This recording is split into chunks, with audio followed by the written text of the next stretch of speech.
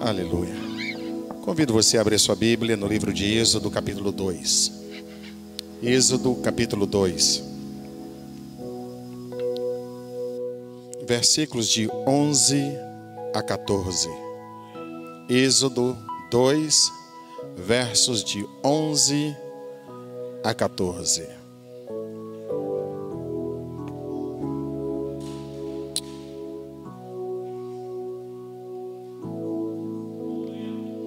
Toda honra, toda glória seja dada a Ele. Êxodo 2, de 11 a 14. Mesmo sentado, atentamente, vamos acompanhar a leitura bíblica.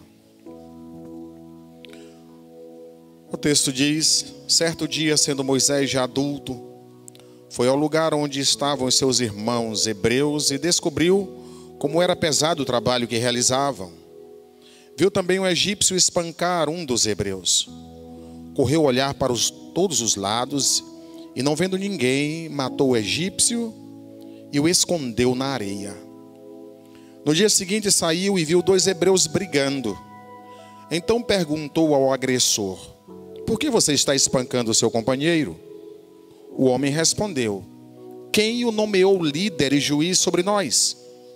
Quer matar-me como matou os egípcios? O egípcio?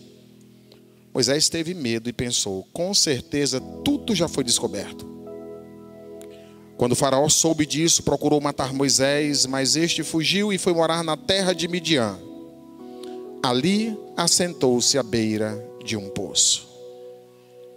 E que Deus use a sua palavra santa e poderosa para nos ensinar nessa noite, para trazer entendimento aos nossos corações. Curva sua cabeça, meu irmão, e peça a Deus para falar com você, para nesta noite trazer uma palavra de direcionamento para o seu viver. Santo amado Deus, o Senhor nos conduziu a este lugar nessa noite para o encontro contigo, para o encontro com a nossa família em Cristo. E aqui, Senhor, o nosso coração é tomado da alegria que vem do céu. Aqui, ó Deus, nós tivemos a oportunidade de prestar a Ti esse culto, de entoar hinos de louvores. Aqui, ó Deus, o Senhor trouxe os Teus anjos para celebrar conosco nesta noite e estamos, ó Deus, muito alegres. Mas alegres também porque a Tua palavra que não nos falta, a Tua palavra que é o nosso alimento, a Tua palavra que é o nosso sustento, vem do Teu trono de glória sobre as nossas vidas. E esta palavra é poder, poder para corrigir, poder para restaurar, poder para transformar vidas. Por isso, Deus, alimenta-nos, faça conosco conforme o Teu querer. Nós Te oramos em nome de Cristo Jesus. Amém. Meus amados,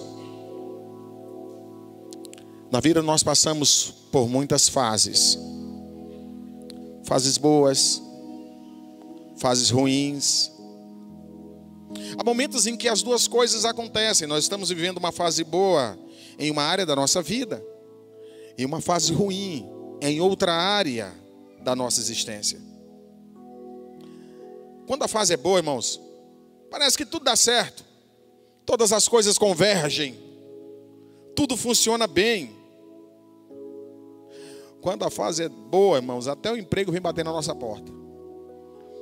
Agora, quando a fase é ruim, quando a coisa desanda, né?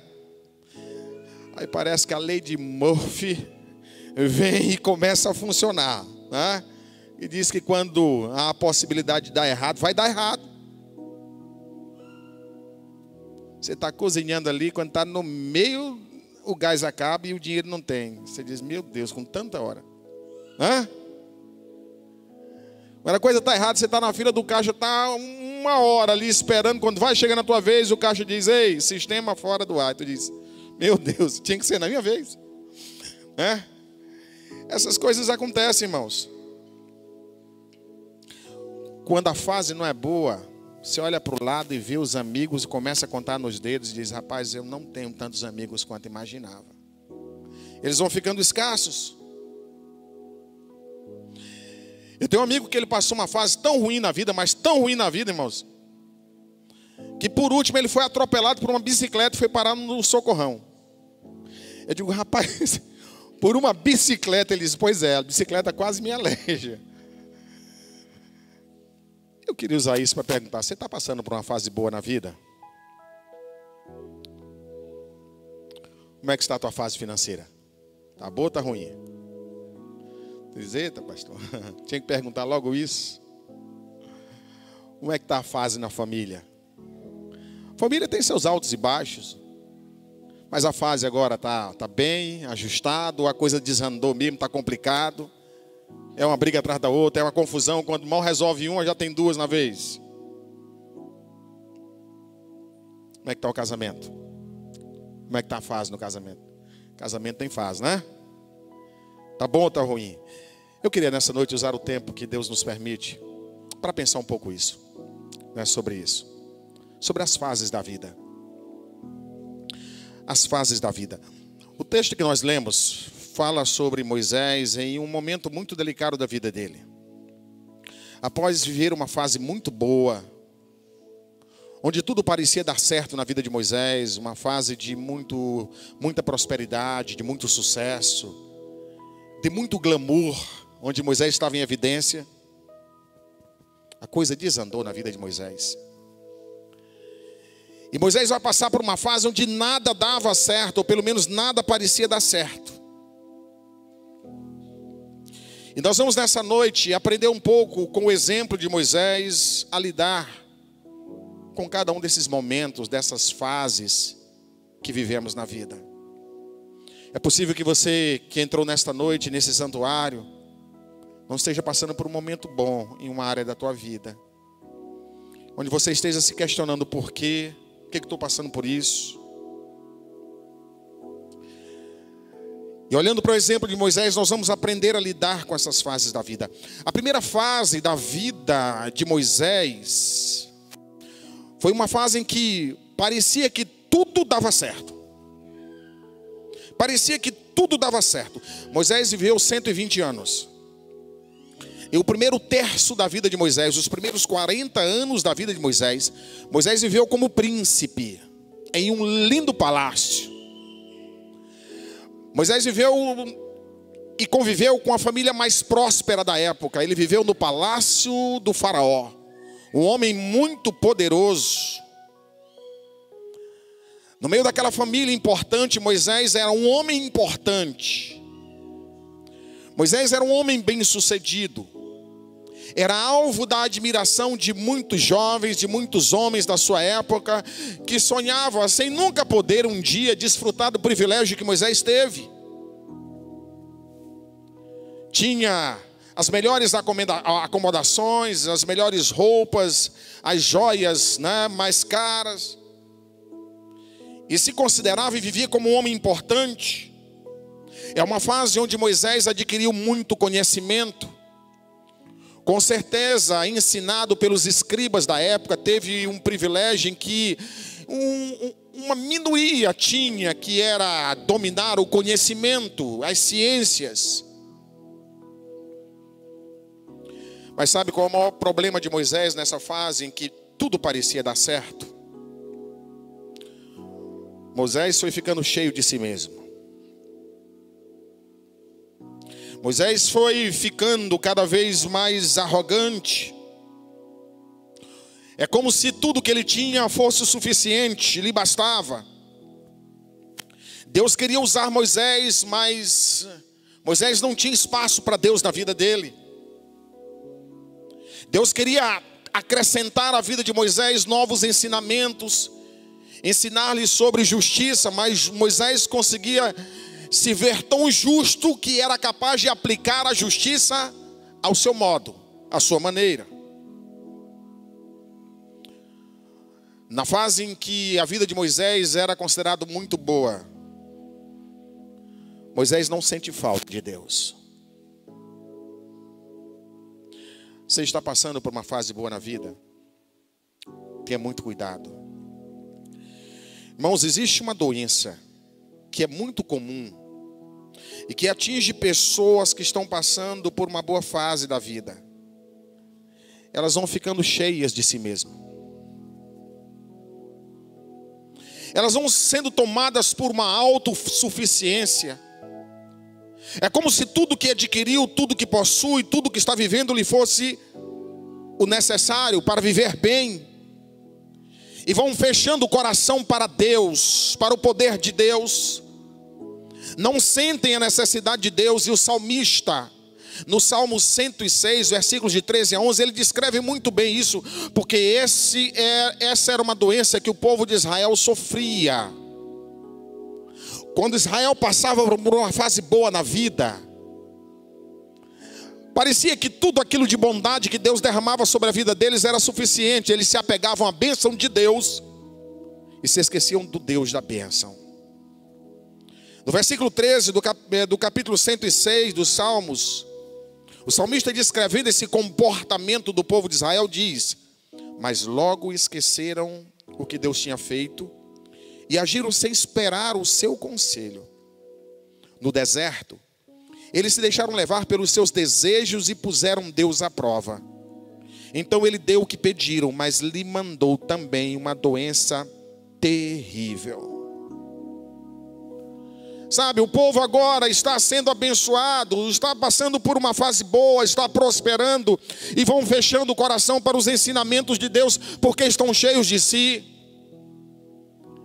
Essa mesma doença, Isaías descreve que ela atinge o rei Uzias, um jovem rei, que enquanto precisava, sabe, enquanto estava chegando ao poder, precisava da bênção de Deus, ele se chega a Deus, e o texto diz que Deus foi abençoando, e tudo que ele fazia prosperava, e aquele homem foi passando a ter um grande exército, um lindo palácio, muitas pessoas ao seu dispor. Mas Isaías usa uma expressão para demonstrar o que está acontecendo dentro de Uzias, quando ele diz: até que ele se sentiu forte. E a fortaleza de Uzias eram os seus bens, a fortaleza de Uzias era o seu exército, a fortaleza de Uzias era o seu tesouro. Muitas pessoas, irmãos, estão passando continuamente por isso. Os sintomas dessa doença que levam o indivíduo a estar achando que tudo é suficiente, está cheio de si, é quando ele começa a dizer: tudo é do meu jeito, é da minha forma. Você convida ele para ir para a igreja, ele diz: igreja é para quem não tem o que fazer. Você começa a falar de Deus para ele, ele diz: Deus é coisa para fanático. Você fala de dízimo para ele diz: dízimo é para gente besta. Está sendo tomado por esse sentimento de presunção. Sabe qual é o perigo, irmãos, que nós corremos quando estamos passando por uma boa fase na vida? É estragar a bênção. É usar a bênção de Deus para outro propósito, e não aquele propósito com o qual Deus nos abençoa. É usar a bênção de Deus longe do Deus da bênção.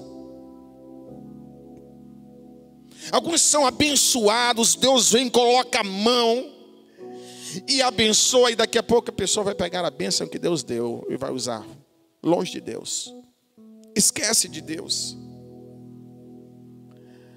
Salomão, ao escrever o livro de Eclesiastes, em uma idade em que está maduro, refletindo sobre a vida, no capítulo 12, versículo 1, ele dá um conselho e diz: lembra-te também do teu Criador nos dias da tua mocidade, antes que venham os maus dias e cheguem os anos dos quais venhas a dizer: não tenho nele contentamento.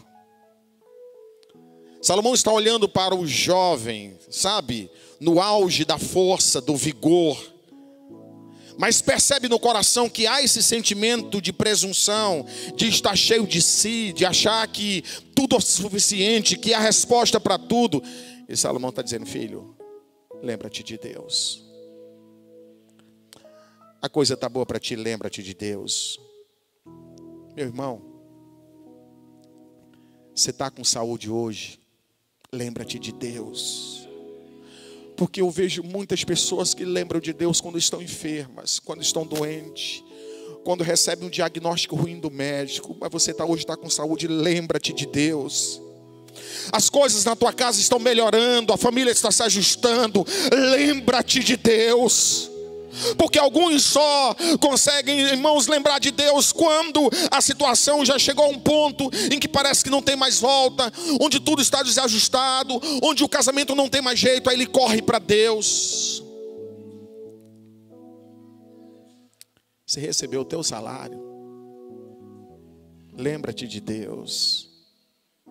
É Ele que tem te sustentado, é Ele que tem te abençoado. Alguns recebem, irmãos, e na hora que recebe o salário, sabe o que lembra? Lembra do bar, lembra do amigo de farra, lembra do shopping.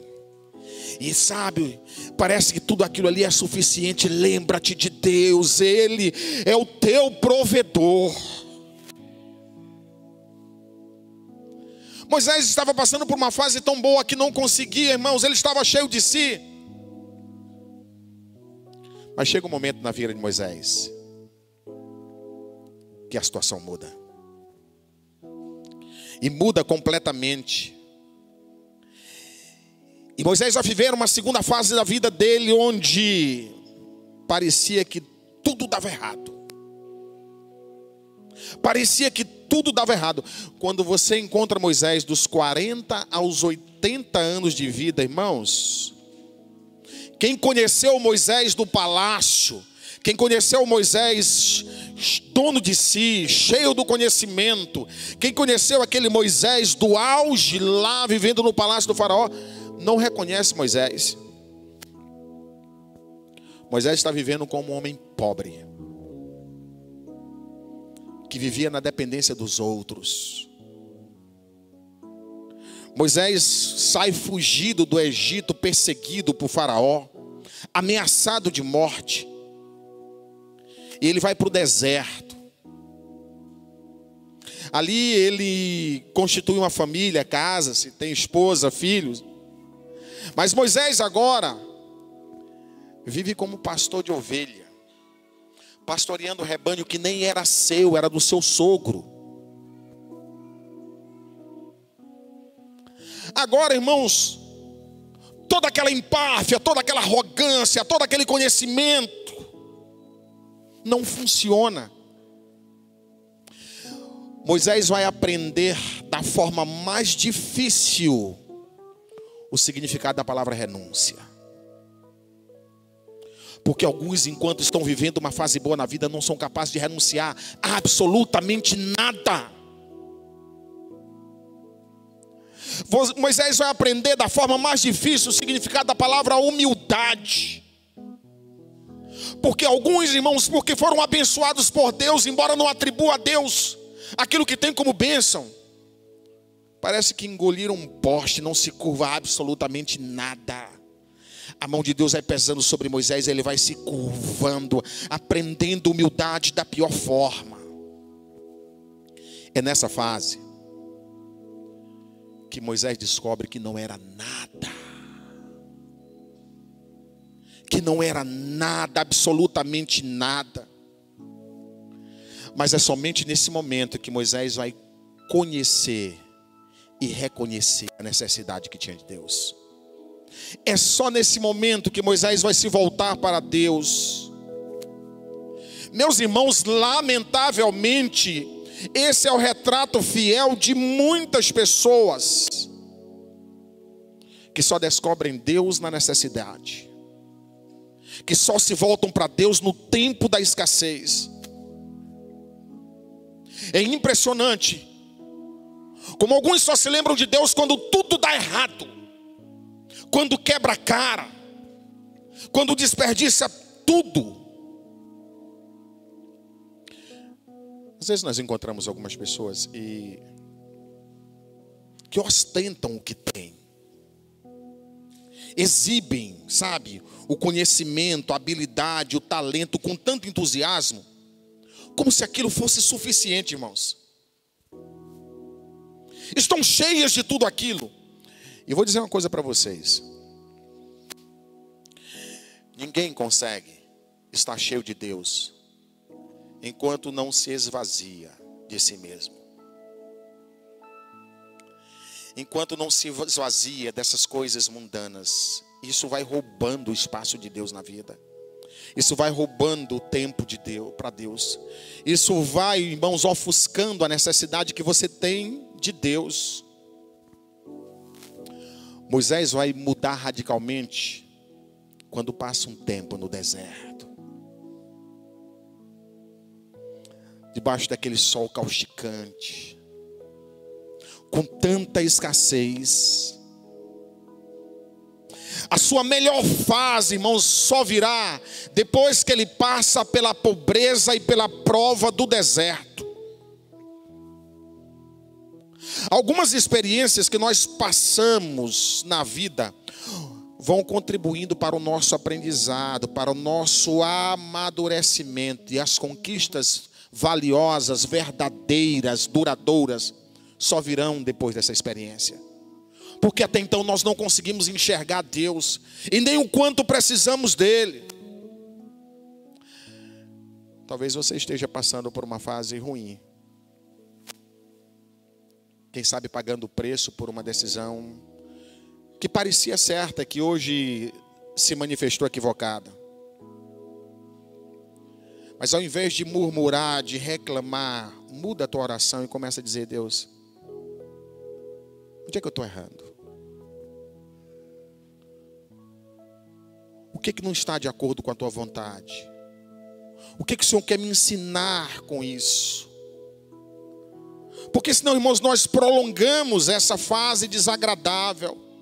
Moisés agora consegue ouvir a voz de Deus, porque muitos, quando estão passando por uma fase boa, conseguem ouvir outras vozes, a voz do amigo, conseguem ouvir tantas outras vozes, mas não conseguem parar para ouvir Deus, para falar com Deus. É só depois dessa fase difícil, dessa fase complicada, que Moisés agora vai entrar numa terceira fase da vida. A fase em que tudo passa a ter sentido. Tudo passa a ter sentido. Foi através de uma experiência duradoura, uma experiência profunda, uma experiência diária com Deus, que Moisés começa a entender algumas coisas. Foi quando Moisés deixou de se esconder atrás de desculpas. Porque muitas vezes nós estamos fazendo isso, dando desculpas para Deus, desculpas para a nossa negligência, desculpas para a nossa omissão, desculpas para andarmos tão distante da presença dEle, da casa dEle, da obra dEle, do chamado dEle. Foi somente quando Moisés passou a valorizar aquilo que de fato tinha valor. Quando ele permite que Deus assuma o controle de sua vida. Irmãos, é só quando Deus de fato está entronizado, está no controle da nossa vida, que nós passamos então a ser conduzidos a uma posição de verdadeira vitória. Paulo durante muito tempo passou por uma fase muito complicada. Ele passou por esse deserto. Mas à medida que ele foi passando por esse trato de Deus, ele foi permitindo que Deus assumisse o controle da sua vida, o controle da sua vontade, o controle do seu ser. E ao invés de manifestar, sabe, a amargura, a revolta com o que estava passando, Paulo foi amadurecendo, foi sendo treinado. E você percebe que então ele começa a fazer declarações profundas, de compreensão do agir de Deus na vida dele. Quando ele escreve Gálatas 2:20, ele diz o seguinte: já estou crucificado com Cristo, e vivo não mais eu, mas Cristo vive em mim. E a vida que agora vivo na carne, vivo pela fé no Filho de Deus, o qual me amou e se entregou a si mesmo por mim. Essa é uma declaração de alguém que tem uma experiência profunda com Deus. Deus agora dirige a minha vida, Ele controla a minha existência. Portanto, nada que eu venha passar me assusta, porque Ele está no controle. É no auge dessa compreensão de vida, depois de ter passado por tudo que passou, que Paulo, ao escrever Filipenses 4:13, ele diz: tudo posso em Cristo, que me fortalece. Com Ele na minha vida, eu posso passar pela prova, eu posso passar pela dificuldade, eu posso passar pela humilhação, eu posso passar pela escassez, porque Cristo é suficiente. A graça dele me basta. É por desenvolver, sabe, irmãos, esse processo crescente de intimidade com Deus, que Paulo diz em Romanos 8:28, e sabemos que todas as coisas cooperam conjuntamente para o bem daqueles que amam a Deus, daqueles que são chamados segundo o seu propósito. Você pode me perguntar: mas pastor, e a fase ruim que eu estou passando? E esse momento complicado que eu estou vivendo, como é que fica? E eu devolvo a você uma pergunta: você crê em Deus de todo o teu coração? Você confia realmente no Senhor? Você crê que Ele está no controle da tua vida? Que nada do que você está passando está despercebido aos olhos de Deus? Eu queria ler algo para você. Eu convido você a ficar em pé. Eu queria que você abrisse sua Bíblia em Romanos 8, de 31 a 39. E que você lesse e relesse esse texto continuamente. E quando você achar que está esquecendo, leia em voz alta. E se possível, para todos da tua casa que estão com o coração, sabe, apertado, ouvir você ler. Mas leia como uma declaração de fé. Romanos 8, 31 a 39, de um homem de Deus maduro, consciente. Paulo diz o seguinte: que diremos a estas coisas? Se Deus é por nós, quem será contra nós? Aquele que nem mesmo a seu próprio filho poupou, mas o entregou por todos nós, como não nos dará também com ele todas as coisas? Quem tentará acusação contra os escolhidos de Deus? É Deus quem o justifica. Quem é que condena? Pois é Cristo quem morreu, ou antes quem ressuscitou dentre os mortos, o qual está à direita de Deus e também intercede por nós. Quem nos separará do amor de Cristo? A tribulação, a angústia, ou a perseguição, ou a fome, ou a nudez, ou o perigo, ou a espada. Como está escrito: por amor de ti somos entregues à morte todo dia, somos reputados como ovelhas para o matadouro. Mas em todas estas coisas somos mais do que vencedores, por amor daquele que nos amou.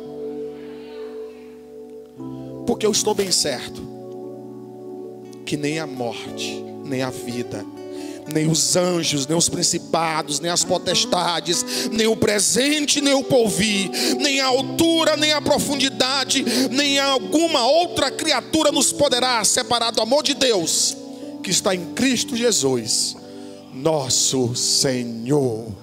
Aleluia, glória a Deus. Louvado e exaltado seja o seu santo nome. É nele que cremos, é nele que confiamos, é por ele que vivemos, é para ele que existimos, irmãos.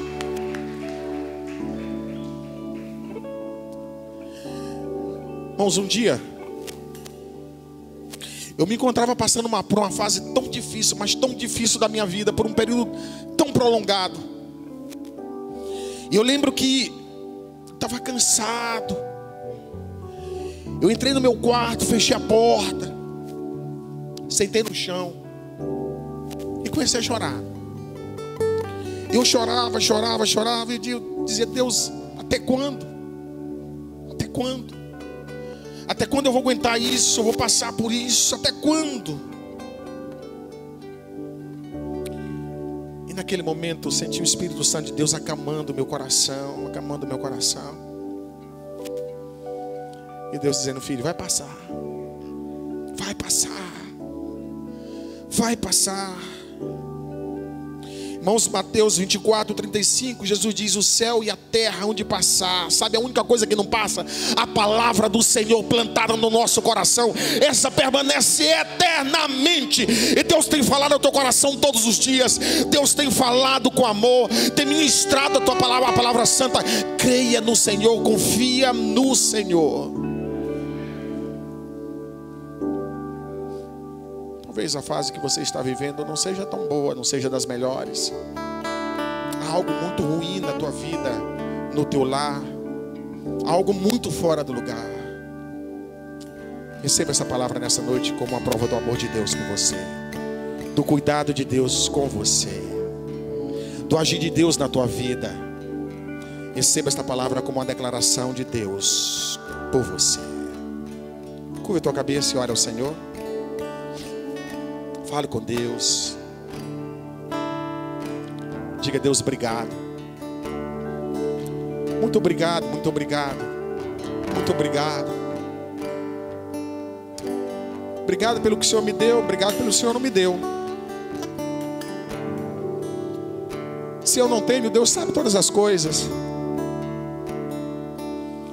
Obrigado por aquilo que eu já consegui conquistar na vida, por aquilo que ainda não consegui. Eu sei que é um tempo para todas as coisas. Eu me curvo diante da tua soberania, diante da tua majestade. Mas nessa noite me conforta saber que o Senhor está comigo. Me conforta saber que o Senhor está guardando a minha vida nas tuas mãos. Isso é suficiente.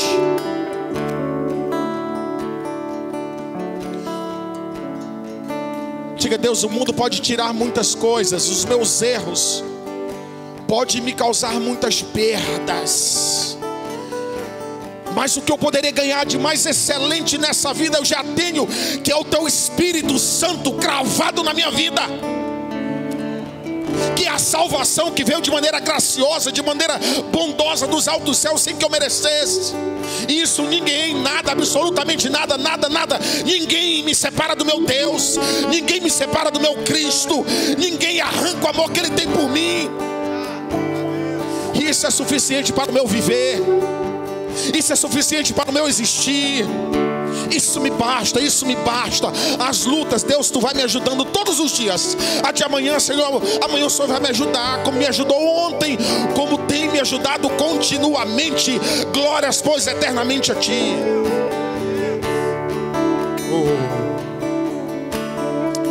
Oh, aleluia. Oh, Senhor, oh, Senhor. O Senhor sabe em que condições. O Senhor está falando para alguns corações aqui, que já vem passando por lutas de muito tempo, e que parece que as palavras se repetem e a solução não vem. Mas nessa noite, Senhor, aquilo que as palavras não são suficientes, o Senhor, com a Tua bondade, com o Teu amor, envolve, abraça, inunda a mente e o coração. Mas aviva, Deus, alegra. Oh Deus, traz de volta a esperança, a confiança, a firmeza para andar, para caminhar, para avançar. Oh Deus, traz à mente a percepção clara da Tua mão santa e poderosa sobre a vida do Teu filho, da Tua filha, para que, ó Deus, nada, absolutamente nada, nenhuma dificuldade momentânea, nenhum problema, ó Deus, nenhuma situação os desmotive, os desanime, os entristeça. Mas Deus, também ajude aqueles que o Senhor tem abençoado a saber desfrutar da bênção de uma maneira que Te agrada, na Tua presença, na Tua casa de oração, envolvido na obra, Senhor, com o coração entregue a Ti. Não me permita, ó Deus, não nos permita que a bênção feche os nossos olhos para a Tua mão santa e poderosa e para a necessidade que temos de Ti. E que esta palavra vá moldando a nossa mente, o nosso coração e nos aperfeiçoando até o dia da Tua volta. Nós oramos em nome de Jesus. Amém. Aleluia. Glória a Deus. Louvemos a Ele.